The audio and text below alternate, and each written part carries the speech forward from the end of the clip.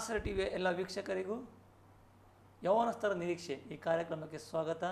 ಪ್ರಿಯ ವೀಕ್ಷಕರೇ, ಯೌವನಸ್ಥರ ಜೀವಿತದ ಬಗ್ಗೆ, ಯಾವ ರೀತಿ ಯೌವನಸ್ಥರು ತಮ್ಮ ಜೀವಿತವನ್ನು ಮುಂದುವರಿಸ್ಕೊಂಡು ಹೋಗ್ಬೋದು, ಅವರ ಜೀವಿತದಲ್ಲಿ ಅವರು ಯಾವ ರೀತಿ ಕ್ರಿಸ್ತನನ್ನು ಅನುಸರಿಸಿಕೊಂಡು ಕ್ರಿಸ್ತನೊಂದಿಗೆ ಬಾಳಿಕೊಂಡು ಮುಂದೆ ಹೋಗ್ಬೋದು, ಯಾವುದೇ ಕಷ್ಟಗಳು ಬಂದರೂ ಸಮೇತ ಯಾವ ರೀತಿ ಅದನ್ನು ಎದುರಿಸ್ಕೊಳ್ಬೋದು ಎಂಬುದಾಗಿ ಅನೇಕ ಯೌವನಸ್ಥ ಸಹೋದರ ಸಹೋದರಿಯರ ತಮ್ಮ ಅನುಭವ ಸಾಕ್ಷಿಯನ್ನು ಕೇಳಿ, ಅನುಭವ ಸಾಕ್ಷಿಯನ್ನು ಅದು ನಿಮ್ಮ ಮುಂದೆ ಇಟ್ಟು ನಿಮ್ಮನ್ನು ಬಲಪಡಿಸುವ ಕಾರ್ಯಕ್ರಮವಾಗಿದೆ ಈ ಒಂದು ಯೌವನಸ್ಥರ ನಿರೀಕ್ಷೆ ಎಂಬ ಕಾರ್ಯಕ್ರಮ.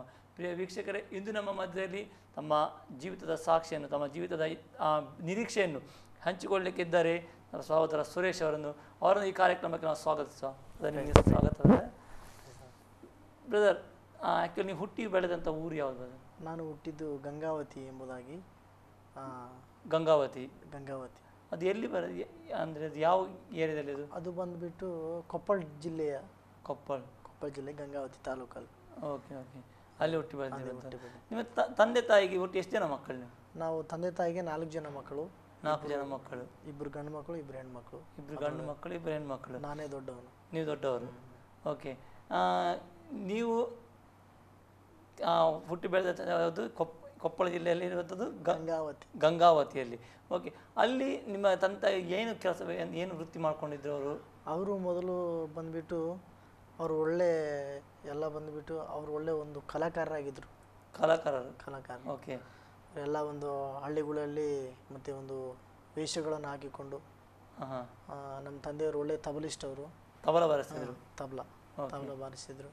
ಆಮೇಲೆ ನಮ್ಮ ಎಲ್ಲ ರಿಲೇಟಿವ್, ನಮ್ಮ ತಾತ, ನಮ್ಮ ಚಿಕ್ಕಪ್ಪ ಅವರೆಲ್ಲ ಒಂದು ವೇಷಭೂಷೆಗಳನ್ನು ಹಾಕ್ಕೊಂಡು, ಈ ಒಂದು ಪರಮಾತ್ಮ ವೇಷಗಳು, ಆಂಜನೇಯ ವೇಷ, ಆಮೇಲೆ ಈ ರಾಕ್ಷಸ ವೇಷಗಳು, ಆಮೇಲೆ ಇಂಥ ಒಂದು ವೇಷಗಳನ್ನು ಹಾಕಿಕೊಂಡು ಒಂದು ಊರು ಬಿಟ್ಟು ಒಂದು ಊರಿಗೆ ಹೋಗಿ ಆ ಒಂದು ವೇಷಗಳನ್ನು ತೋರಿಸ್ತಾ ಇದ್ದಂತ. ಅಂದರೆ ಸ್ಟೇಜಲ್ಲಿ ನಿಂತ್ಕೊಂಡ್ರೆ ನಾಟಕ ರೀತಿ ಆ ರೀತಿಯ ಮಾಡ್ತಾ ಇದ್ರ ಅಥವಾ ಯಾವ ರೀತಿ? ಅದು ಸ್ಟೇಜಲ್ಲೂ ಮಾಡ್ತಿದ್ವಿ, ಮತ್ತು ಮನೆಗೆ ಹೋಗಿ ಮಾಡ್ತಿದ್ವಿ. ಮನೆಗೆ ಹೋಗಿ ಮಾಡ್ತಾ ಇದ್ರಿ. ಓಕೆ.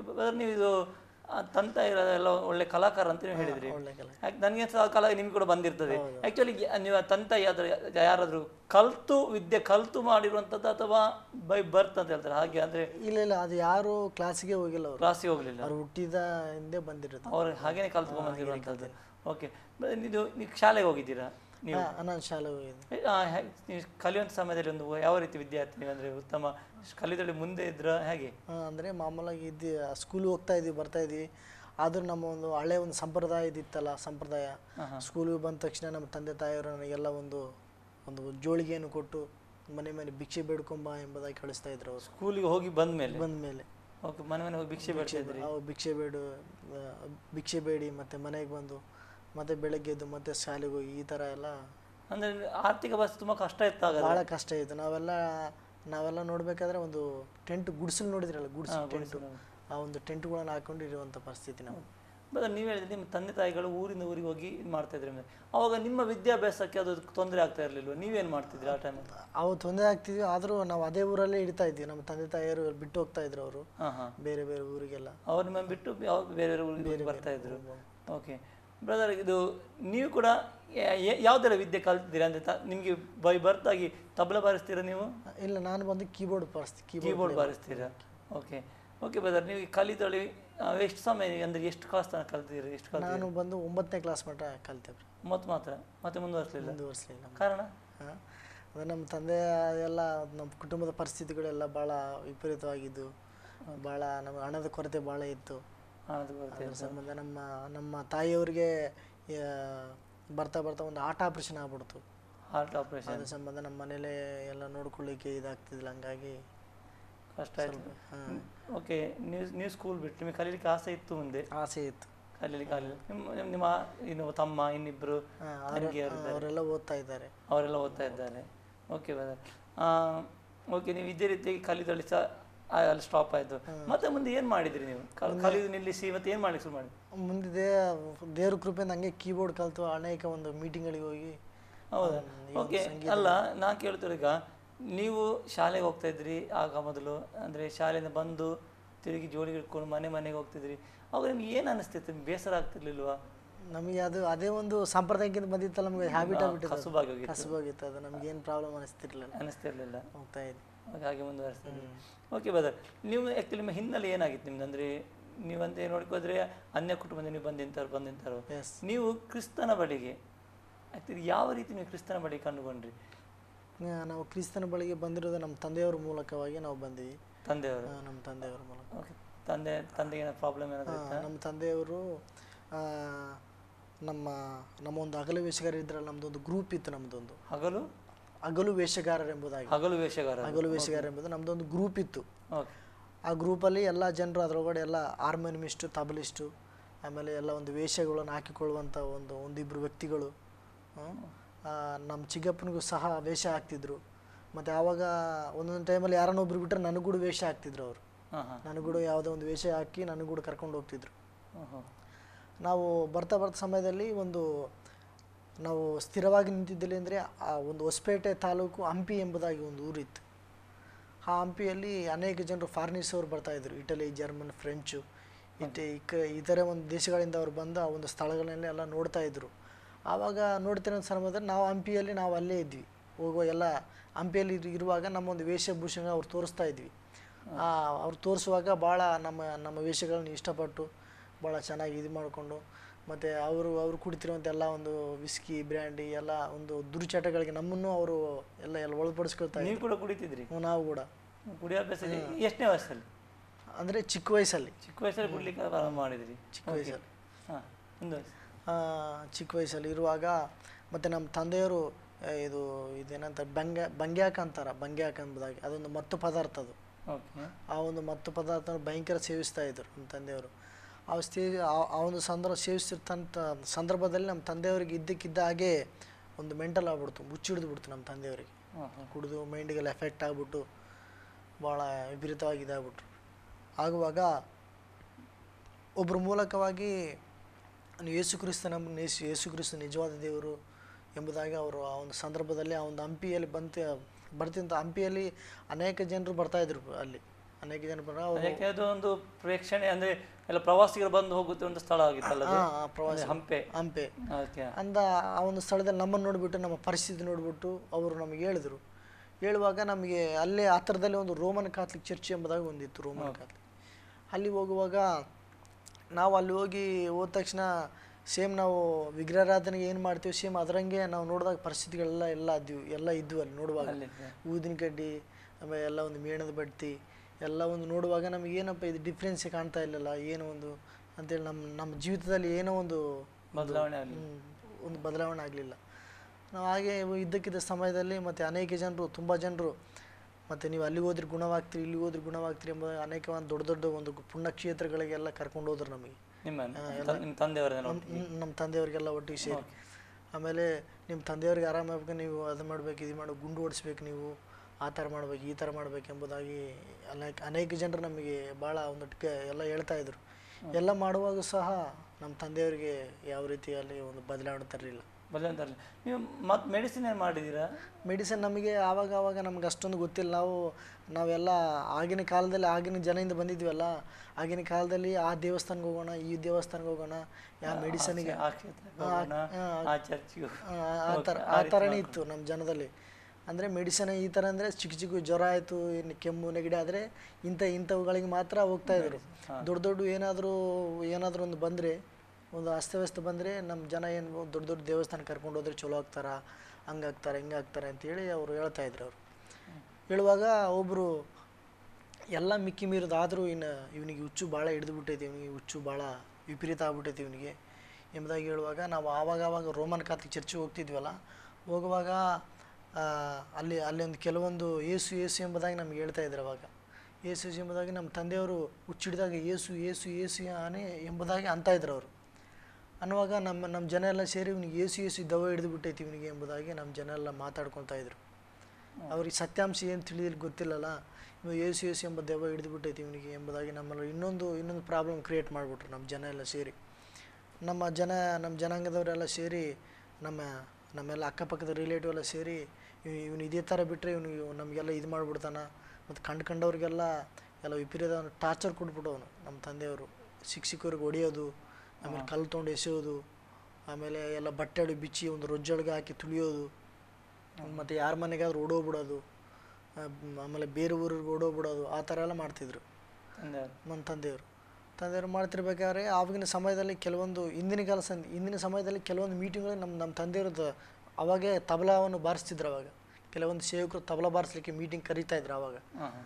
ಆಗ ಹೋಗ್ತಿರೋ ಸಂದರ್ಭದಲ್ಲಿ ಕೆಲವೊಂದು ಸೇವಕರು ನಮ್ಮ ತಂದೆಗೆ ಪರಿಚಯ, ಕೆಲವೊಂದು ಓಕೆ, ಸೇವಕರು ಬಂದು ಅಂದ್ರೆ ಅವರು ಇದು ಇಂಥ ನಿಮ್ಮ ಇದೆಲ್ಲ ಬಿಟ್ಟು ಯಾವುದೇ ಇದಕ್ಕೆ ಸಹ ಹೋಗ್ತಿದ್ರು, ಅದೇ ರೀತಿ ಇದಕ್ಕೆ ಯಾವುದು ಸೇವೆಗೆ ಕೂಡ ಅವರು ಹೋಗ್ತಾ ಇದ್ರು. ಅಂದ್ರೆ ಅದು ಅವನು ಸರಿಯಾದ ಒಂದು ಕ್ರಮದಲ್ಲಿ ಹೋಗ್ತಿರ್ಲಿಲ್ಲ ಅವ್ರು. ಹೌದು, ಅದ್ರ ಪರಿಚಯ ಇತ್ತು ಅಂದ್ರೆ ಹಾಗೆ ಇದಕ್ಕೆ ಮೀಟಿಂಗ್ ಆಗಿನ ಕಾಲದಲ್ಲಿ ನಮ್ಮೊಬ್ಬರು ಪುರಾಣದಲ್ಲಿ ಬಾರಿಸಿದ್ದಾರೆ. ಪುರಾಣದಲ್ಲಿ ಎಲ್ಲ ಒಂದು ದೊಡ್ಡ ದೊಡ್ಡ ನಾಟಕದಲ್ಲಿ ಅವಾಗೆಲ್ಲ ಬಾರಿಸಿದ್ರು ತಬಲಾ ನಮ್ಮ ತಂದೆಯವರು. ಹಾಗೆ ಇದೇ ಥರ ಕರಿತಾ ಇದ್ರು, ಅವರಿಗೆ ಹೋಗ್ತಾ ಇದ್ರು. ಅವಾಗ ಹೋಗ್ತಿರೋ ಸಂದರ್ಭದಲ್ಲಿ ಕೆಲವೊಂದು ಸೇವಕರು ಗೊತ್ತಾಗಿ ಕೆಲವೊಂದು ಸೇವಕರು ಬಂದು ನಮ್ಮ ಮನೆಗೆ ಬಂದು ವಿಸಿಟ್ ಮಾಡಿದ್ರು. ಅವರು ಬಂದು ನೀವು ನಿಜವಾದ ಸರಿಯಾದ ಒಂದು ರೀತಿಯಲ್ಲಿ ನೀವು ಆತ್ಮಿಕ ರೀತಿಯಲ್ಲಿ ದೇವರನ್ನು ನೀವು ಕಂಡುಕೊಳ್ಳ್ರಿ, ಆತ್ಮಿಕ ರೀತಿಯಲ್ಲಿ ನೀವು ದೇವರನ್ನು ನೀವೆಲ್ಲ ದೃಷ್ಟಿಸೋದಾದರೆ ದೇವರು ನಿಮ್ಮ ಖಂಡಿತವಾಗಿ ನಿಮ್ಮೆಲ್ಲ ಒಂದು ಕಷ್ಟಗಳನ್ನು ಈಡೇರಿಸ್ತಾನೆ ದೇವರು ಎಂಬುದಾಗಿ ಕೆಲವೊಬ್ಬರು ಪಾಸ್ಟ್ಗಳು ಬಂದು ನಮಗೆ ಎಲ್ಲ ಒಂದು ಧೈರ್ಯ ವಚನ ಕೊಡುವಾಗ ಮತ್ತು ನಾವು ಇನ್ನೇನಪ್ಪ ಎಲ್ಲ ದೇವಸ್ಥಾನ ಅಡ್ಡಾಡಿ ಬಂದು ಯಾರು ನಮಗೆ ಮುಕ್ತಿ ಕೊಡಲಿಲ್ಲ, ಯಾರು ನಮಗೆ ಬಿಡುಗಡೆ ಕೊಡಲಿಲ್ಲ ಎಂಬುದಾಗಿ ನಾವಿದ್ವಿ. ಇನ್ನೊಂದು ಸಂದರ್ಭದಲ್ಲಿ ಕೆಲವೊಂದು ಜನ ಇವನಿಗೆ ಹುಚ್ಚು ಭಾಳ ವಿಪರೀತ ಆಗ್ಬಿಟ್ಟೈತಲ್ಲ, ಯಾರೋ ಒಬ್ರು ಹೇಳಿದ್ದಾರೆ ಧಾರವಾಡಲ್ಲಿ ಒಂದು ಮೆಂಟಲ್ ಆಸ್ಪತ್ರೆ ಇದೆ, ಅಲ್ಲಿ ಕರ್ಕೊಂಡು ಹೋಗ್ಬಿಟ್ರೆ ಚಲೋ ಆಗ್ಬಿಡ್ತಾನೆ ಇವನು ಎಂಬುದಾಗಿ ಹೇಳಿದ್ರಂತ. ಹೇಳುವಾಗ ಸಂದರ್ಭದಲ್ಲಿ ಇನ್ನೆಲ್ಲ ಒಂದು ವಾರದಲ್ಲಿ ಎಲ್ಲ ತಯಾರು ಮಾಡ್ಕೊಂಡು ನಮ್ಮ ತಂದೆಯವ್ರು ಬಿಟ್ಟು ಬರೋಕ್ಕೆ, ಅಲ್ಲಿಗೆ ಯಾವಾಗ ಗುಣ ಆಗ್ತಾರೋ ಅವಾಗ ಕರ್ಕೊಂಬರೋಕ್ಕೆ. ಅವಾಗ ನಾವೆಲ್ಲ ಚಿಕ್ಕ ಮಕ್ಕಳನ್ನ ಅವೆಲ್ಲ ಕುಂತು ಭಾಳ ತುಂಬ ಚೆನ್ನಾಗಿ ಹತ್ತೀವಿ ಪ್ರೇರಿ ಹತ್ತುವಾಗ. ಮತ್ತು ನಮ್ಮ ತಾಯಿಯೂ ತುಂಬಾ ಹತ್ರ ಅವರು ಎಲ್ಲ ಬಂಧು ಬಳಗದವರು ಕುಂತು ಭಾಳ ನಾವು ಅಳ್ತಾ ಇದ್ವಿ ನಮ್ಮ ತಂದೆಯವ್ರಿಗೆ, ಏನಪ್ಪ ಈ ಥರ ಆಗ್ಬಿಡ್ದು ಬಿಟ್ಟು ಹೋಗ್ಬಿಟ್ರಲ್ಲ ಎಂಬುದಾಗಿ ನಾವು ಹೇಳುವಾಗ ನಾಳೆ ಮುಂಜಾನೆ ಅವರಿಗೆ ಧಾರವಾಡ ಹಾಸ್ಪಿಟ್ಲಿಗೆ ಕರ್ಕೊಂಡು ಹೋಗ್ಬೇಕು ನಮ್ಮ ತಂದೆಯವರಿಗೆ. ಹೋಗುವಾಗ ಮಧ್ಯರಾತ್ರಿ 2 ಗಂಟೆ ಸಮಯದಲ್ಲಿ ನಮ್ಮ ತಂದೆಯವರು ಇದ್ದಕ್ಕಿದ್ದ ಹಾಗೆ ಒಂದು ಮೂಲೆಯಲ್ಲಿ ಕುಂತು ಮೊಣಕಾಲೂರು ಪ್ರೇಯರ್ ಮಾಡಲಿಕ್ಕೆ ಅವರು ಶುರು ಮಾಡಿದ್ರು. ನಮ್ಮ ತಂದೆಯವರು ಏನಪ್ಪ ಇದ್ದಕ್ಕಿದ್ದಾಗೆ ಮೂಲೆ ಕುಂತು ದೇವರನ್ನು ಪ್ರಾರ್ಥನೆ ಮಾಡ್ತಾನಲ್ಲ ಎಂಬುದಾಗಿ ನಾವೆಲ್ಲರೂ ಮನೆಯವರು ನಾವೆಲ್ಲ ಯೋಚನೆ ಮಾಡ್ತಿದ್ವಿ. ಯೋಚನೆ ಮಾಡುವಾಗ ಏನು ದೇವರು ಕೃಪೆಯಿಂದ ನಮ್ಮ ತಂದೆಯವ್ರ ಗುಣವಾಗಲಿ ಎಂಬುದಾಗಿ ನಾವು ಕೂಡ ಮನಸ್ಸಲ್ಲಿ ಪ್ರಾರ್ಥನೆ ಮಾಡಿದ್ವಿ. ಆ ಸಮಯದಲ್ಲಿ ಮಾಡುವಾಗ ಬೆಳಗ್ಗಿನ ಜಾವದಲ್ಲಿ 4 ಗಂಟೆ ಸುಮಾರೇ ನಮ್ಮ ತಂದೆಯವರಿಗೆ ಒಂದು ಧಾರವಾಡ ಹಾಸ್ಪಿಟಲ್ ಕರ್ಕೊಂಡು ಹೋಗ್ಬಿಟ್ರು ಎಲ್ಲರೂ ಸೇರಿ. ನಾವು ಜೊತೆಗೆ ಹೋದ್ವಿ. ಹೋಗುವಾಗ ಅವಾಗ ಎಲ್ಲ ಕಂಪ್ಲೇಂಟೆಲ್ಲ ಹೇಳ್ತಾಯಿದ್ರು ಅವ್ರು ಡಾಕ್ಟ್ರಿಗೆ, ಇವ್ರು ಏನೇನು ಮಾಡಿದಾರಲ್ಲ, ಎಲ್ಲ ಹುಚ್ಚರ ಬಗ್ಗೆ ಏನೇನು ಮಾಡ್ತಾಯಿದ್ರಲ್ಲ ಎಂಬುದಾಗಿ ಅವ್ರು ಕಂಪ್ಲೇಂಟ್ ಮಾಡುವಾಗ, ನೋಡ್ರಿ ಈ ಹುಡುಗ ಒಳ್ಳೆ ಆರ್ಟಿಸ್ಟ್ ಇದ್ದಾನೆ, ಒಳ್ಳೆ ತಬಲಿಸ್ಟು, ಆಮೇಲೆ ಓದ್ಲಿಕ್ಕೆ ಬರೆಯಲ್ಲ, ಆದರೂ ಇಂಗ್ಲೀಷ್ ಮಾತ್ರ ಚೆನ್ನಾಗಿ ಮಾತಾಡ್ತಾನೆ. ಇಂಗ್ಲೀಷ್ ಬರ್ತಾ ಇತ್ತು ಅವರಿಗೆ? ಇಂಗ್ಲೀಷ್ ಇವಾಗಲೂ ಮಾತಾಡ್ತಾರೆ ಅವ್ರು. ಆ್ಯಕ್ಚುಲಿ ಹೇಗೆ ಇಂಗ್ಲೀಷ್ ಕಲಿತರು ಅಂದರೆ ಹಂಪಿಯಲ್ಲಿ ಎಲ್ಲ ಬಂದಂಥ ಫಾರಿನರ್ಸ್ ಅವ್ರ ಜೊತೆ ಮಾತಾಡಿ ಅವ್ರಿಗೆಲ್ಲ ಗೈಡೆನ್ಸ್ ಹೇಳಿ ಆ ರೀತಿ ಅವ್ರು ಇಂಗ್ಲೀಷ್ ಕಲಿತು. ಆ ರೀತಿ ಇಂಗ್ಲೀಷ್ ಕಲಿತು. ಮತ್ತೆ ಆಸ್ಪತ್ರೆ ಹೋಗಿ ಮತ್ತೆ ಡಾಕ್ಟರ್ ಏನು ಹೇಳಿದ್ರು?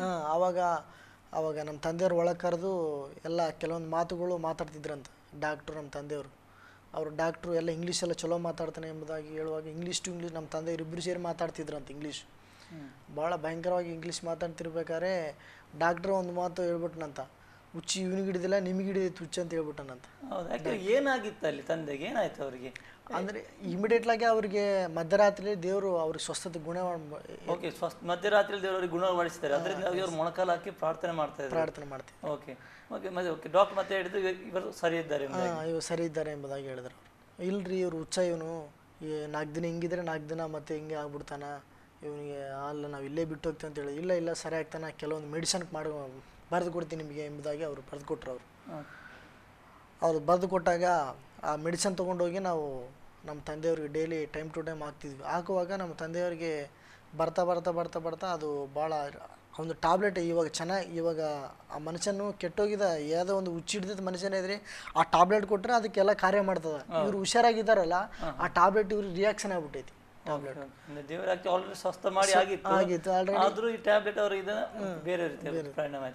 ಆಳುವಾಗ ಮತ್ತು ರಿಯಾಕ್ಷನ್ ಆಗಿ ಭಾಳ ವಿಪರೀತವಾಗಿ ಕಾಲು ಕೈಯೆಲ್ಲ ಭಾಳ ಸೊಟ್ಟ ಎಲ್ಲ ಹಿಂಗಾಗ್ಬಿಟ್ಟು ಭಾಳ ವಿಪರೀತವಾಗಿ ಮಾಡಿದ್ರು ಅವ್ರು. ಅವಾಗ ಯಾವುದಿಲ್ಲ ಅಂತ ಹೇಳ್ಬಿಟ್ಟು ಎಲ್ಲ ಮಾತ್ರೆಗಳು ತೊಗೊಂಡೋಗಿ ಎಲ್ಲ ನಮ್ಮ ಏರಿಯಾ ಪಕ್ಕದಲ್ಲಿ ಒಂದು ಕಾಲುವೆ ಇದೆ, ಆ ಕಾಲುವೆಯಲ್ಲಿ ಹೋಗಿ ಹಾಕ್ಬಿಟ್ರು ಎಲ್ಲ. ಹಾಕುವಾಗ ಏನೋ ಚೆನ್ನಾಗೈತಪ್ಪ ಎಂಬುದಾಗಿ ಹೇಳುವಾಗ ಮತ್ತು ಅವೆಲ್ಲ ಬಿಟ್ಟ ಮೇಲೆ ಮತ್ತು ನಾವು ನಮ್ದು ಯಾವುದೇ ಒಂದು ರೀತಿಯಲ್ಲಿ ನಮ್ಮ ಕೆಲಸದ ಏನೂ ಇಲ್ಲ ನಮಗೆ. ನಮ್ಗೆ ಬಿಟ್ಟರೆ ನಮ್ಗೆ ಅದೊಂದೇ ಎಲ್ಲ ಕೆಲಸ ಅಲ್ಲ, ಅದೊಂದೇ ಕೆಲಸ. ನಮ್ಮೊಂದು ವೇಷ ಹಾಕ್ಕೊಂಡು ಮತ್ತೆ ಹೋಗ್ಬೇಕೆಂಬುದಾಗಿ ನಾವು ಹೇಳಿದ್ವಿ. ನಮ್ಮ ತಂದೆಯವ್ರ ಗುಣ ಆದ ತಕ್ಷಣ ಅಲ್ಲಿ ಆವತ್ತೇ ಒಂದು ಹಂಪಿಯಲ್ಲಿ ಒಂದು ಪ್ರೋಗ್ರಾಮ್ ಸಿಕ್ಕಿತ್ತು ನಮಗೆ. ಒಂದು ಜರ್ಮನಿಯಿಂದ ಒಂದು 20 ಜನ ಫಾರಿನರ್ಸವ್ರು ಬರ್ತಾ ಇದ್ದಾರೆ, ಅವ್ರಿಗೆ ನೀವು ಒಂದು ಒಳ್ಳೆಯ ಪ್ರೋಗ್ರಾಮ್ ತೋರಿಸ್ಬೇಕು ನೀವು ಎಂಬುದಾಗಿ ಅವರು ಎಷ್ಟೋ ಅಮೌಂಟನ್ನು ಅವರು ನಮಗೆ ಎಲ್ಲ ಇದು ಮಾಡಿ ಇಟ್ಟಿದ್ರು. ಅವರು ಇಷ್ಟು ಅಮೌಂಟ್ ಕೊಡ್ತೀವಿ ನೀವು ಬಂದು ಮಾಡಬೇಕು ನಮಗೆ ಪ್ರೋಗ್ರಾಮ್ ಅಂತ ಹೇಳಿದ್ರು ಅವರು. ಹೇಳುವಾಗ ನಮ್ಮ ತಂದೆಯವರೆಲ್ಲ ಸೇರಿ ನಾವೆಲ್ಲ ಸೇರಿ ಎಲ್ಲ ತೊಗೊಂಡು ನಮ್ಮೊಂದು ವೇಷ ಎಲ್ಲ ಸಾಮಾನುಗಳು ಹೋಗಿ ನಾವು ಅಲ್ಲೇ ರೆಡಿ ಮಾಡ್ಕೊಂಡು ಅಲ್ಲೇ ಅವ್ರ ಜೊತೆ ಆಡ್ತಿದ್ವಿ ನಾವು. ನಮ್ಮ ತಬಲೆ ಎಲ್ಲ ತೊಗೊಂಡೋಗಿ ಎಲ್ಲ ತೆಗೆದಿಟ್ಟು ಇಲ್ಲೇನು 5 ನಿಮಿಷದಲ್ಲಿ ಪ್ರೋಗ್ರಾಮ್ ಪ್ರಾರಂಭ ಮಾಡಬೇಕು ಅನ್ನುವಾಗ ಜಿಪ್ ತೆಗೆದು ನೋಡಿದ್ರೆ ತಬಲ ಎಲ್ಲ ಒಂದು ಕುಡ್ಲಿ ತೊಗೊಂಡು ಎಲ್ಲ ಕಡ್ದಂಗೆ ಆಗ್ಬಿಟ್ಟೈತಿ. 2 ತಬಲಗಳು ಒಡೆದೋಗ್ಬಿಟ್ಟಿದ್ದಾವೆ ಇದ್ದಕ್ಕಿದ್ದಾಗೆ. 1 ಅವರ್ ಮುಂಚೆ ನೋಡಿದ್ವಿ ಚೆನ್ನಾಗಿದ್ದು, 1 ಅವರ್ ಮುಂಚೆ ತೆಗೆದು ನೋಡಿದ ತಕ್ಷಣ 2 ತಬಲಗಳು ಒಡೆದೋಗ್ಬಿಟ್ಟಿದ್ದಾವೆ. ಇದೇನು ದೇವ್ರ ಕಾರ್ಯ ಇಲ್ಲ, ಇದೆಲ್ಲ ದೇವ್ರ ಕಾರ್ಯ ಇದು. ದೇವ್ರು ನಮಗೆ ಇದು ನೀವೆಲ್ಲ ಹೋಗಬಾರ್ದ ಸ್ಥಳದಲ್ಲಿ ನಾವು ಬಂದಿದ್ದೀವಿ, ದೇವ್ರು ನಮ್ಮನ್ನು ಆರಿಸಿಕೊಂಡಿದ್ದಾನೆ ಎಂಬುದನ್ನು ನಾವು ತಿಳ್ಕೊಂಡು ಆ ಒಂದು ಸಮಯದಲ್ಲೇ ಜಿಪ್ಪೆಲ್ಲ ಹಾಕ್ಕೊಂಡು ನೀವು ಎಷ್ಟು ಕೋಟ್ಯಾಂತರ ರೂಪಾಯಿ ಕೊಟ್ಟರು ನಾವು ಈ ಒಂದು ಪ್ರೋಗ್ರಾಮ್ ಮಾಡೋಂಗಿಲ್ಲ ಅಂತೇಳಿ ಆ ಒಂದು ಕ್ಷಣದಲ್ಲಿ ಎಲ್ಲ ತೀರ್ಮಾನ ತಗೊಂಡು ಎಲ್ಲ ಜನರು ಬರಬೇಕಾದ್ರೆ ಮಧ್ಯದಲ್ಲಿ ಕೂತ್ಕೊಂಡು ನಾವು ಪ್ರಾರ್ಥನೆ ಮಾಡಿದ್ವಿ. ಅಪ್ಪ ಓಕೆ, ನೀವು ಪ್ರಾರ್ಥನೆ ಅಂದ ಮೇಲೆ ಆತ್ಮಿಕ ಸಭೆಗೆ ಹೋಗ್ಲಿಕ್ಕೆ ಪ್ರಾರಂಭ ಮಾಡಿದ್ರ ಅವಾಗ? ಆವಾಗ ಮೆಲ್ಕೆ ಮಾಡಿದ್ವಿ. ಒಂದು ಸಭೆಯಲ್ಲಿ ಹೋಗ್ತಿದ್ವಿ ನಿಮ್ಮ ಊರಲ್ಲಿ. ನಮ್ಮೂರಲ್ಲಿ ಪಾಸ್ಟರ್ ವಿ ಆರ್ ಬಸವರಾಜ್ ಎಂಬುದಾಗಿ ಪಾಸ್ಟ್ ಚರ್ಚ್ಗೆ ನಾವು ಹೋಗ್ತಾ ಇದ್ರಿ. ಓಕೆ, ಮತ್ತೆ ಅಲ್ಲಿ ಕೊಡಲಿ ಅಂದ್ರೆ ನಿಮ್ದು ಯಾವುದು ತಬ್ಲೆ ಎಲ್ಲ ಪೀಸ್ ಆಯ್ತು, ಮತ್ತೆ ಮುಂದೆ ಒಂದು ಪ್ರಾರ್ಥನೆ ಮಾಡೋದು ದೇವ್ರು ನಮಗೆ ವಾಗ್ದಾನ ಕೊಟ್ಟನು. ಅದು ಮತ್ತಾಯ ಬರೆದ ಸುವಾರ್ತೆ 6ನೇ ಅಧ್ಯಾಯದಲ್ಲಿ 26ನೇ ವಚನದಲ್ಲಿ ಹೀಗಿದೆ: ಆಕಾಶದ ಪಕ್ಷಿಗಳು ಅವು ಬಿತ್ತುವುದಿಲ್ಲ, ಕೊಯ್ಯುವುದಿಲ್ಲ, ಅವುಗಳನ್ನ ಪೋಷಿಸಿದ ನಿಮ್ಮನ್ನು ಸಹ ನಾನು ಪೋಷಿಸ್ತೇನೆ ಎಂಬುದಾಗಿ ವಾಗ್ದಾನ ಮಾಡಿದ್ದೆ. ಸಂದರ್ಭದಲ್ಲಿ ನಾವೆಲ್ಲ ಬಿಟ್ಟು ನಾವು ಹಿಂತಿರುಗಿ ಬಂದು ಮತ್ತು ಕೆಲವೊಬ್ಬರು ಸೇವಕರು ನಮಗೆ ಪ್ರೋತ್ಸಾಹ ಮಾಡಿದ್ರು. ನೀವು ಯಾವುದಾದ್ರೂ ಒಂದು ಕೆಲಸ ಅಥವಾ ಏನಾದರೂ ಮಾಡ್ರಿ ಎಂಬುದಾಗಿ ಕೆಲವೊಂದು ಅವರು ಒಂದು ಆಫರಿಂಗನ್ನು ಕೊಟ್ಟರು ನಮಗೆ. ಕೆಲವೊಂದು ಅಮೌಂಟ್ ಕೊಡುವಾಗ ನಾವು ಆ ಒಂದು ರೊಕ್ಕ ನಾವು ಯಾವುದೇ ಒಂದು ಕೆಲಸಕ್ಕೆ ನಾವು ಉಪಯೋಗ ಮಾಡದೆ ನಮ್ಮ ತಂದೆಯವರು ನಾನು ಇಬ್ಬರು ಸೇರಿ ಮತ್ತು ನಮ್ಮ ಪಾಸ್ಟ್ ಅವ್ರ ಹತ್ರ ಒಂದು 2 ಬ್ಯಾಗಷ್ಟು ಎಲ್ಲ ಒಂದು ಟ್ರ್ಯಾಕ್ಸ್ ತೊಗೊಂಡು ಎಲ್ಲ ಕರಪತ್ರ ತೊಗೊಂಡು ಬೆಂಗಳೂರಿಗೆ ಬಂದ್ವಿ ನಾವು ಸೇವೆಗಾಗಿ. ಎಲ್ಲ ಮೂಲೆ ಹೋಗಿ ಪ್ರತಿಯೊಂದು ಮನೆಗೆ ನಾವೊಂದು ಎಲ್ಲ ಒಂದು ಕರಪತ್ರಕ್ಕೆ ಹೋಗಿ ನಾವು ಎಲ್ಲ ಕೊಟ್ಕೊಂತ ದೇವರ ಸೇವೆಯನ್ನು ಮಾಡ್ತಿದ್ವಿ. ನೀವು ಮತ್ತು ನಿಮ್ಮ ತಂದೆ ಸೇರಿ ನಾವು ಇಬ್ಬರು ಸೇರಿ ಬರ್ತಾ ಇದ್ರಿ. ಮೊದಲ ಸರಿ ಬೆಂಗಳೂರಿಗೆ ಬಂದ್ವಿ ನಾವು. ಬೆಂಗಳೂರಲ್ಲಿ ಎಲ್ಲ ಒಂದು ಪ್ರತಿಯೊಂದು ಮನೆಗೆ ಹೋಗಿ ಒಂದು 2 ವಾರ ತನಕ ಅದೇ ಬೆಂಗಳೂರಲ್ಲಿ ಎಲ್ಲ ಪ್ರತಿಯೊಂದು ಮನೆಗೆ ಕೊಟ್ಟು ಬಂದ್ವಿ ನಾವು ಟ್ರ್ಯಾಕ್ಸ್. ಒಂದು ಅದೇ ಥರವಾಗಿ ನಡೀತಿರುವಂಥ ಸಂದರ್ಭದಲ್ಲಿ ಮತ್ತು ಅದೇ ಒಂದು ಅನೇಕ ಒಂದು ಕರ್ನಾಟಕ ರಾಜ್ಯದಲ್ಲಿ ಅನೇಕ ಒಂದು ಜಿಲ್ಲೆಗಳಿಗೆ ಹೋಗಿ ನಾವೆಲ್ಲ ಕರಪತ್ರ ಕೊಟ್ಟು ಎಲ್ಲ ಮಾಡ್ತಿರ್ಬೇಕಾದ್ರೆ ಕೆಲವು ದೇವರು ಯಾರೋ ಒಬ್ಬರ ಮೂಲಕವಾಗಿ ನಮ್ಗೆ ಕೆಲವೊಂದು ಅಷ್ಟು ಇಷ್ಟು ಸ್ವಲ್ಪ ನಮಗೆ ಅಮೌಂಟು ಇದು ಮಾಡುವಾಗ ಆವಾಗ ನಮ್ಮ ತಂದೆಯವರು ಎಲ್ಲ ಕೆಲವೊಂದು ಐಟಮ್ಗಳು ತಂದು ವ್ಯಾಪಾರ ಮಾಡ್ಲಿಕ್ಕೆ ಶುರು ಮಾಡಿದ್ರು. ಗಡಿಯಾರ, ವಾಚು, ಇಂಥವೆಲ್ಲ ಕೆಲವೊಂದು ಸಣ್ಣ ಪುಟ್ಟ ಐಟಮ್ಗಳು ತೊಗೊಂಡು ಅವರು ವ್ಯಾಪಾರ ಮಾಡ್ಲಿಕ್ಕೆ ಶುರು ಮಾಡಿದ್ರು. ಮಾಡ್ತಾ ದೇವ್ರು ಹಂಗೆ ಬೆಳೆಸ್ತಾ ಇದ್ರು. ಹಂಗೆ ಬೆಳೆಸ್ಕೊಂತ ಹೋಗ್ತಿರ್ಬೇಕಾದ್ರೆ ಅಲ್ಲೇ ಮತ್ತು ಅನೇಕ ಸೇವಕರುಗಳು ನಮಗೆ ಒಂದು ಮೀಟಿಂಗ್ಗಳು ಕರೀತಾ ಇದ್ರು ಬಾರಿಸೋದಕ್ಕಾಗಿ. ಹಂಗೆ ಬಾರಿಸ್ತಾ ಇರಬೇಕಾದ್ರೆ ನಾವೆಲ್ಲ ಇನ್ನೂ ಹೆಚ್ಚಾಗಿ ದೇವರಲ್ಲಿ ಇನ್ನೂ ಚೆನ್ನಾಗಿ ಬೆಳೀಲಿಕ್ಕೆ ಪ್ರಾರಂಭ ಮಾಡಿದ್ವಿ. ಮಾಡುವಾಗ ನಮ್ಮ ಕುಲದ ಜನರು ನಮ್ಮ ವೇಷದ ಜನರಿಗೂ ಹೇಳಿದಾರಲ್ಲ, ವೀರಣ್ಣಪ್ಪ ಇದ್ದಕ್ಕಿದ್ದಾಗೆ ಇವರು ಒಂದೊಂದು ಮಿಟ್ ಎಲ್ಲ ಚೆನ್ನಾಗಿ ಬರ್ತಿದ್ರಲ್ಲ ಇವರು ಎಂಬುದಾಗಿ ನಮ್ಮವರೆಲ್ಲ ಸೇರಿ ನಮ್ಮ ಮೇಲೆ ಭಾಳ ಹೊಟ್ಟೆ ಕಿಚ್ಚು ಪಟ್ಬಿಟ್ರು. ಅಂದ್ರೆ ನೀವು ಆಕ್ಚುಲಿ ಈಗ ಕ್ರಿಸ್ತನಲ್ಲಿ ಬಂದಿದೆ, ಈಗ ಕ್ರಿಸ್ತನಲ್ಲಿ ಬಂದು ಬೆಳೀತಾ ಇದ್ರಿ. ಈ ಸಮಯದಲ್ಲಿ ನಿಮ್ಮ ಫ್ಯಾಮಿಲಿಯವರಿಂದ ಕುಲದವರಿಂದ ಸ್ವಲ್ಪ ಉಪದ ಶುರು ಆಯ್ತು. ಓಕೆ, ಏನಾಯ್ತು ಆವಾಗ ಸಂದರ್ಭದಲ್ಲಿ? ನೀವೆಲ್ಲ ಕೀಳ್ಜಾತಿ ದೇವ್ರು ನಂಬಿದ್ರಿ ನೀವು. ಆಮೇಲೆ ನಮ್ಮ ಕುಲದಲ್ಲಿ ಯಾವುದೇ ಒಂದು ರೀತಿಯಲ್ಲಿ ನಿಮಗೆ ಆಚಾರ ವಿಚಾರ ಕೊಡೋಂಗಿಲ್ಲ. ಮತ್ತು ನಮ್ಮ ಕುಲದಲ್ಲಿ ಹೆಣ್ಣನ್ನು ನೀವು ಮಾಡ್ಕೊಳಂಗಿಲ್ಲ, ಬೇರೆ ಹೆಣ್ಣನ್ನು ಮಾಡ್ಕೋಬೇಕು ನೀವು. ಆಮೇಲೆ ನೀವು ಯಾವುದೇ ಒಂದು ರೀತಿಯಲ್ಲಿ ನಾವು ಯಾವುದೊಂದು ಮದುವೆ ಕಾರ್ಯಕ್ರಮ ಕರೆಯೋದಿಲ್ಲ, ಯಾವುದೋ ಒಂದು ಕಾರ್ಯಕ್ರಮ ನಾವು ನಿಮ್ಗೆ ಕರೆಯೋದಿಲ್ಲ ಎಂಬುದಾಗಿ ಆ ಒಂದು ಸಂದರ್ಭದಲ್ಲಿ ನಮ್ಮ ಕುಲದಿಂದ ಬೇಸ್ಕಾರ ಹಾಕ್ಬಿಟ್ರು. ನಾವು ಅವ್ರ ಮನೆಗೆ ಹೋಗಂಗಿಲ್ಲ, ಅವರು ನಮ್ಮ ಮನೆಗೆ ಬರೋಂಗಿಲ್ಲ, ಆ ಥರ ನಮಗೆ ಬೇಸ್ಕಾರ ಹಾಕ್ಬಿಟ್ರು. ಆದರೂ ದೇವರ ಸ್ತೋತ್ರ ಮಾಡಿ ನಾವು ಯಾರು ಕಂಜಲಾರದೆ ದೇವರ ಸನ್ನಿಧಾನದಲ್ಲಿ ಕುಂತು ನಾವೆಲ್ಲ ಆತನ ಬಳಿಯಲ್ಲಿ ನಾವು ಇದ್ವಿ. ಕುಲದಿಂದ ಹೊರಗೆ ಹಾಕಿದ್ರೆ ಪರವಾಗಿಲ್ಲ, ನೀವು ಕ್ರಿಸ್ತನ ಬಿಡುವುದಿಲ್ಲ. ಆ ತೀರ್ಮಾನ ತಗೊಂಡ್ರಿ. ನಮ್ಮ ತಂದೆಯವರಿಗೆ ನಮ್ಮೆಲ್ಲ ನಮ್ಮ ತಾತ ಅವರು, ನಮ್ಮ ಚಿಕ್ಕಪ್ಪ ಅವರು, ಅವರೆಲ್ಲ ತುಂಬ ಚೆನ್ನಾಗಿ ಹೊಡೆದು ಬಿಟ್ಟಿದ್ರು ತಂದೆಯವರಿಗೆ. ನಮ್ಮ ತಂದೆಯವರಿಗೆ. ನಿಮ್ಮ ತಾತ ಅಂದ್ರೆ ತಂದೆ ಹಾಂ, ತಂದೆ ತಂದೆಯವರು ಅವ್ರಿಗೆ ಹೊಡೆದು ನೀವೆಲ್ಲ ಇದು ಮಾಡ್ತಿದ್ರು ಹಂಗೆ ಹಿಂಗೆ ಅಂತೇಳಿ ತುಂಬ ಚೆನ್ನಾಗಿ ಹೊಡೆದ್ರು ಕೂಡ ಸಹ ನಾವು ದೇವ್ರನ್ನ ಬಿಡಲಿಲ್ಲ. ಅದೇ ದೇವ್ರು ನಮಗೆ ಎಷ್ಟೋ ಒಂದು ಪುಣ್ಯಕ್ಷೇತ್ರಗಳು ಹೋದ್ರೂ ಕೂಡ ಸಹ ನಮ್ಗೆ ಗುಣವಾಗಲಿಲ್ಲ. ಲಾಸ್ಟ್ಗೆ ಯೇಸು ಮಾತ್ರ ಬಂದಾಗೇ ನಮಗೆಲ್ಲ ಗುಣವಾಯಿತು ಎಂದು ನಮ್ಮ ತಂದೆಯವರು ಸಾಕ್ಷಿ ಕೊಟ್ಟರು. ಓಕೆ, ನೀವೀಗ ಕ್ರಿಸ್ತನ ಬಳಿಗೆ ನೀವು ಯಾವಾಗ ಅಂದರೆ ತಂದೆಯ ಗುಣ ಆದಮೇಲೆ ನೀವು ಕ್ರಿಸ್ತನ ಬಳಿಗೆ ಬಂದ್ಕೊಂಡ್ರಿ, ನೀವಾಗ ನೀವು ವೈಯಕ್ತಿಕವಾಗಿ ಯಾವಾಗ ನೀವು ಕ್ರಿಸ್ತನ ಅಂಗೀಕರಿಸ್ಕೊಂಡು ನಿಮ್ಮ ಸ್ವಂತ ರಕ್ಷಕನಿಗೆ ಅಂಗೀಕರಿಸ್ಕೊಂಡದ್ದು, ಮತ್ತು ಯಾವಾಗ ನಿಮಗೆ ದೀಕ್ಷಾ ಸ್ನಾನ ಎಲ್ಲ ಆಯಿತು? ನಾವು ಬಂದಾಗ ನಮ್ಮ ತಂದೆಯವರು ಬಂದಾಗ ನಾವು ಒಂದೊಂದು ಮೆಟ್ಟಲ್ಲಿ ಅವ್ರ ಮೂಲಕವಾಗಿ ದೇವರಲ್ಲಿ ಆತ್ಮಿಕ ರೀತಿಯಲ್ಲಿ ತಂದೆಯವರಿಗೆ ಅವರ ನೋಡ್ಕೊಂಡು ಅವರ ಹಿಂದಿಂದ ನೀವು ಕೂಡ ಬಂದ ದೇವಸ್ಥಾನಕ್ಕೆ. ಓಕೆ, ಅದೇ ರೀತಿ ಅಂದರೆ ನಿಮ್ಮ ತಾಯಿಯವರು ಕೂಡ ಕ್ರಿಸ್ತನ ನಂಬ್ಕೊಂಡ್ರ? ಅವ್ರನ್ನೂ ನಂಬ್ಕೊಂಡ್ರಲ್ಲ. ಯಾವಾಗಲೂ ನಮ್ಮ ತಂದೆಯವರು ರಕ್ಷಣೆ ಹೊಂದಿದ್ರು, ನಮ್ಮ ಮನೆಯವರೆಲ್ಲ ಸಂಪೂರ್ಣವಾಗಿ ರಕ್ಷಣೆ ಹೊಂದ್ಕೊಂಡ್ರಿ. ಓಕೆ, ಅಲ್ಲಿ ಒಟ್ಟಿಗೆ ಯಾವ ಸಭೆಯಲ್ಲಿ ನೀವು ಹೋಗ್ತಿದ್ರಿ? ಅಲ್ಲಿ ಪಾಸ್ಟರ್ ವಿ ಆರ್ ಬಸವರಾಜ್ ಎಂಬುದಾಗಿ, ಅಲ್ಲೇ ದೀಕ್ಷಾ ಸ್ಥಾನ ಎಲ್ಲ ಆಯಿತು, ಅಲ್ಲೇ ಬೆಳೀತಾ ಬಂದ್ರಿ. ಓಕೆ ಬ್ರದರ್, ನೀವು ಅದೇ ರೀತಿ ನೀವು ಕೂಡ ತಂದೆಯವರಿಗೆ ತಬಲ ಬಾರಿಸಲು ಒಂದು ಕಲೆ ದೇವರಿಗೆ ಕೊಟ್ಟಿದ್ರು ಅವರಿಗೆ. ನೀವು ಹಾಗೆ ತಾನೇ ಹೇಳಿದ್ರಿ ಆರ್ಗನ್ ಕೀಬೋರ್ಡ್ ಬಾರಿಸ್ತೀರಿ ಎಂಬುದಾಗಿ. ನನಗೆ ಯಾವಾಗ ಬರುವಾಗ ದೇವರು ಒಂದು ಒಳ್ಳೆ ಆಲೋಚನೆ ಕೊಟ್ಟನು ಪ್ರೇರಿ. ಆಲೋಚನೆ ಕೊಟ್ಟು ನೀನು ಕೂಡ ಕೀಬೋರ್ಡ್ ಬಾರಿಸಿದ್ರೆ ಚೆನ್ನಾಗಿರುತ್ತಲ್ಲ, ನಿಮ್ದೊಂದು ಟೀಮ್ ಆಗ್ಬಿಡ್ತದಲ್ಲ, ದೇವರ ಸೇವೆಯನ್ನು ಚೆನ್ನಾಗಿ ಮಾಡ್ಬೋದಲ್ಲ ಇನ್ನೂ ನೀವು ಎಂಬುದಾಗಿ ದೇವರ ಆಲೋಚನೆ ಕೊಟ್ಟಾಗ, ಮತ್ತು ನಾನು ಯಾರ ಬಳಿಯಲ್ಲಿ ಕ್ಲಾಸಿಗೆ ಹೋಗಲಿಲ್ಲ, ಯಾರ ಬಳಿ ಕ್ಲಾಸಿಗೆ ಹೋಗಲಿಲ್ಲ. ಯಾರ ಹತ್ರ ಕೆಲವೊಂದು ಜನ ಓದೆ ನಾನು ಅಲ್ಲಿಗೆ ಹೋದ್ರೂ ಕೂಡ ನನಗೆ ಅಷ್ಟೊಂದು ಅವರು ಇದು ಮಾಡಲಿಲ್ಲ. ಅವರು ಚೆನ್ನಾಗಿ ನನ್ನ ಹತ್ರ ಎಲ್ಲ ಕೆಲಸ ಮಾಡಿಸ್ಕೊಂಡು ಎಲ್ಲ ಚೆನ್ನಾಗಿ ಇದು ಮಾಡಿದ್ರು ಕೂಡ ನನಗೇನು ಒಂದು ಸ್ಕೇಲ್ನೂ ಕಲಿಸ್ಕೊಳ್ಳಿಲ್ಲ ಅವರು. ದೇವರಿಗೆ ಸ್ತೋತ್ರ, ದೇವರೆಲ್ಲ ಪ್ರಾರ್ಥನೆ ಮಾಡ್ತಾ ಆತನೇ ನನಗೆ ಒಂದು ಕೀಬೋರ್ಡನ್ನು ಸಹ ಕಲಿಸಿಕೊಟ್ಟ. ದೇವರಿಗೆ ಕೀಬೋರ್ಡ್ ಕಲಿಸ್ಕೊಟ್ಟು ಈಗ ನೀವು ಕೀಬೋರ್ಡ್ ಬಾರಿಸ್ತಾ ಇದ್ದೀರಿ. ನನಗೆ ಸಹ ನೀವು ಅನೇಕ ಕಡೆಗಳಿಗೆ ಹೋಗ್ತಾ ಇದ್ದೀರಿ, ಈಗ ಅನೇಕ ಕಡೆಗಳಲ್ಲಿ ಹೋಗಿ ನೀವು ಕೀಬೋರ್ಡ್ ಬಾರಿಸ್ತಾ ಇದ್ದೀರಿ. ಯಾಕೆ ನಾನು ಲಾಸ್ಟ್ ಟೈಮ್ ಗೋಕಾಕಿಗೆ ಬಂದಿದ್ದೆ, ಆ ಟೈಮಲ್ಲಿ ನೀವು ಅಲ್ಲಿ ಕೀಬೋರ್ಡ್ ಬಾರಿಸ್ತಾ ಇದ್ದೀರಿ. ಓಕೆ, ಖಂಡಿತವಾಗಿ ನೀವು ಕೂಡ ದೇವರ ಸೇವೆಯಲ್ಲಿ ಉಪಯೋಗಿಸಪಡ್ತಾ ಇದ್ದೀರಲ್ಲ. ಓಕೆ ಬದ, ನಿಮಗೆ ಮದುವೆ ಆಗಿದೆ? ನನಗೆ ಇವಾಗ ಮ್ಯಾರೇಜ್ ಆಗಿ 3 ಮಕ್ಕಳಿದ್ದಾರೆ. ಓಕೆ, ಈಗ ನೀವು ಕ್ರಿಸ್ತನ ಸೇವೆಯಲ್ಲಿ ಮುಂದುವರಿತಿದ್ದೀರಿ. ನಿಮ್ಮ ಇನ್ನು ಒಬ್ಬ ತಮ್ಮ ಇದ್ದಾನೆ, 2 ತಂಗಿಯಂದು ಇದ್ದಾರೆ. ಅವರೀಗ ಏನು ಮಾಡ್ತಾ ಇದ್ದಾರೆ? ಅವರು ಇವಾಗೆಲ್ಲ ಸ್ಟಡಿ ಮಾಡ್ತಾ ಇದ್ದಾರೆ. ಒಬ್ಬ ತಂಗಿಗೆ ಎಲ್ಲ ಮ್ಯಾರೇಜ್ ಆಗಿದೆ, ಮದುವೆ ಆಗಿದೆ. ನಮ್ಮ ತಮ್ಮ ಇನ್ನೂ ಓದ್ತಾ ಇದ್ದಾನೆ. ಅವರು ಕೂಡ ಕ್ರಿಸ್ತನಲ್ಲಿ ಎಲ್ಲ ಕ್ರಿಸ್ತನಲ್ಲಿ ಇದ್ದಾರೆ. ಇವಾಗ ನಮ್ಮ ಕುಟುಂಬದ ಮೂಲಕವಾಗಿ ನಮ್ಮೊಂದು ಹಗಲು ವೇಷಕರ ನಾನು ಹೇಳಿದ್ನಲ್ಲ, ಆ ಜನರ 2000ಕ್ಕಿಂತ ಹೆಚ್ಚು ಜನರು ನಮ್ಮ ಕುಟುಂಬದ ಮೂಲಕ ರಕ್ಷಣೆ ಹೊಂದಿದ್ದಾರೆ. ಅದರಿಂದ ನಿಮ್ಮ ಕುಲದಲ್ಲಿ, ನಮ್ಮ ಕುಲದಲ್ಲಿ ಅಂದ್ರೆ ಅನೇಕ ಜನ ಕ್ರಿಸ್ತನ ಕಂಡುಕೊಂಡಿದ್ದಾರೆ. ಅದರೊಳಗಡೆ 4 ಜನ ಸೇವೆ ಮಾಡ್ತಾ ಇದ್ದಾರೆ. 4 ಜನ ಸೇವೆನೂ ಮಾಡ್ತಾ ಇದ್ದಾರೆ. ಒಬ್ಬೊಬ್ಬರಿಗೆ 200-300 ಜನ ವಿಶ್ವಾಸಿಗಳು ಸಹ ಇದ್ದಾರೆ. ಅವ್ರಿಗೆ ಸ್ತೋತ್ರ. ಯಾಕಂದ್ರೆ ದೇವರು ನೋಡಿ ಒಂದು ಯಾವ ರೀತಿ ನಮ್ಗೆ ಗೊತ್ತಿರೋದಿಲ್ಲ ಯಾಕೆ ನಮ್ಮ ಪರಿಸ್ಥಿತಿ ಇರ್ತಾ ಇದ್ದಾಗ ಅದರ ದೇವರ ಉದ್ದೇಶ ಬೇರೆ ಆಗಿರುತ್ತೆ.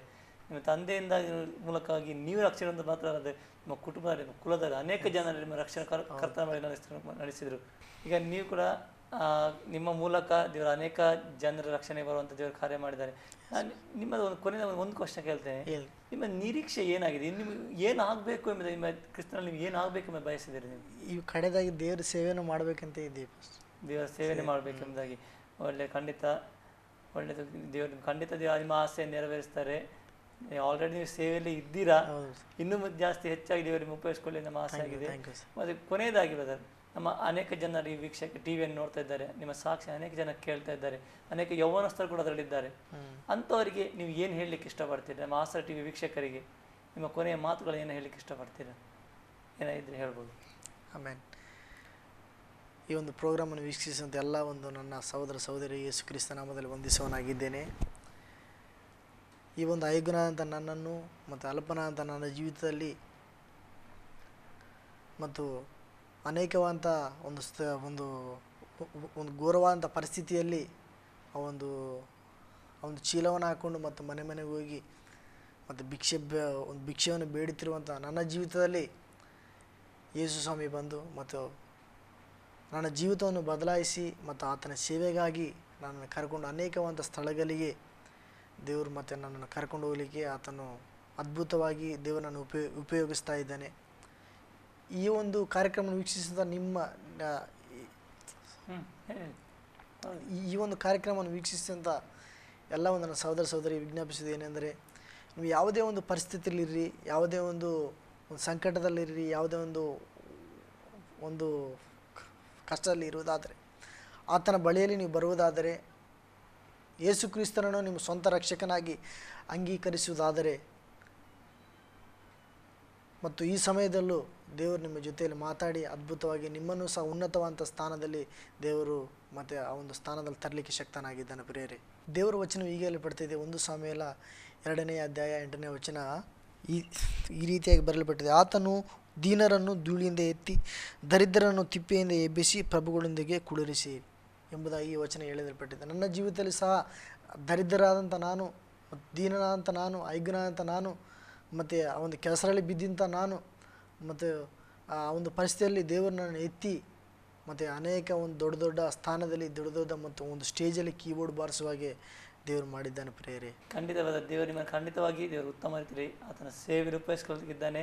ದೇವರು ನಿಮ್ಮನ್ನು ಉನ್ನತ ರೀತಿಯಲ್ಲಿ ಈಗ ಇರುವ ಮಟ್ಟದಕ್ಕಿಂತ ದೇವರು ಇನ್ನೂ ಉತ್ತಮವಾಗಿ ದೇವರು ನಡೆಸಲಿ ಎಂಬುದಾಗಿ ನಮ್ಮ ಆಸೆ ಆಗಿದೆ.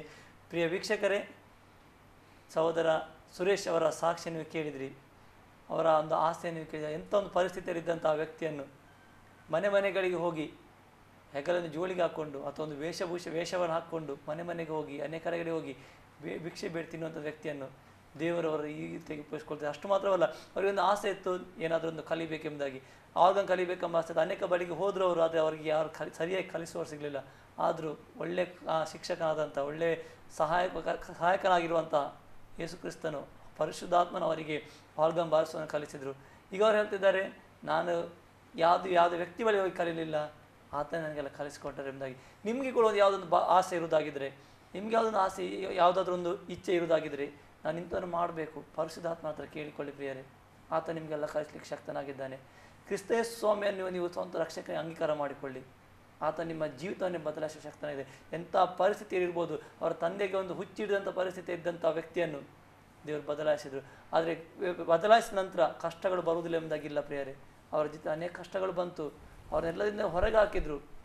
ಆದರೆ ಅವರು ಒಂದು ದೃಢ ತೀರ್ಮಾನ ನಿಂತ್ಕೊಂಡ್ರು, ಎಲ್ಲರೂ ನನ್ನ ತಿರಸ್ಕರಿಸಿ ನಾನು ಯೇಸು ಸ್ವಾಮಿಯನ್ನು ಮಾತ್ರ ನಾನು ತಿರಸ್ಕರಿಸುವುದಿಲ್ಲ ಎಂಬುದಾಗಿ. ವೀಕ್ಷಕರೇ, ಆ ವ್ಯಕ್ತಿಯನ್ನು ದೇವರು ಉನ್ನತ ರೀತಿ ನಡೆಸ್ತಾ ಇದ್ದಾರೆ ಪ್ರಿಯರೇ. ಇದೇ ಜೀವಿತ ಕೂಡ ನಿಮ್ಮಲ್ಲಿ ಕೂಡ ದೇವರು ಮಾಡಲಿಕ್ಕೆ ಶಕ್ತನಾಗಿದೆ. ಇದೇ ಕಾರ್ಯವನ್ನು ಆತ ನಿಮ್ಮ ಜೀವಿತ ಕೂಡ ಮಾಡಲಿಕ್ಕೆ ಶಕ್ತನಾಗಿದ್ದಾನೆ ಪ್ರಿಯರೇ. ಆತ ನಮಗೆ ಅಂಗೀಕರಿಸಿಕೊಳ್ಳಿರಿ. ಇಲ್ಲಿಯವರೆಗೆ ಇಲ್ಲಿಗೆ ಬಂದು ತಮ್ಮ ಸಾಕ್ಷಿನ ಹಂಚಿಕೊಂಡಂಥ ಸಹೋದರ ಸುರೇಶ್ ಅವರಿಗೆ ವಂದನೆಗಳು. ಅದೇ ರೀತಿ ವೀಕ್ಷಿಸಿದಂಥ ತಮಗೆಲ್ಲರಿಗೂ ವಂದನೆಗಳನ್ನು ಸಲ್ಲಿಸ್ತಾ ಮುಂದಿನ ಕಾರ್ಯಕ್ರಮದಲ್ಲಿ ನಿಮ್ಮ ಮುಂದಿಗೆ ಬರಲಿಕ್ಕಿದ್ದೇವೆ. ಅಲ್ಲಿವರೆಗೆ ವೀಕ್ಷಿಸ್ತಾ ಇರಿ ಆಸರ ಟಿವಿ. ವಂದನೆಗಳು.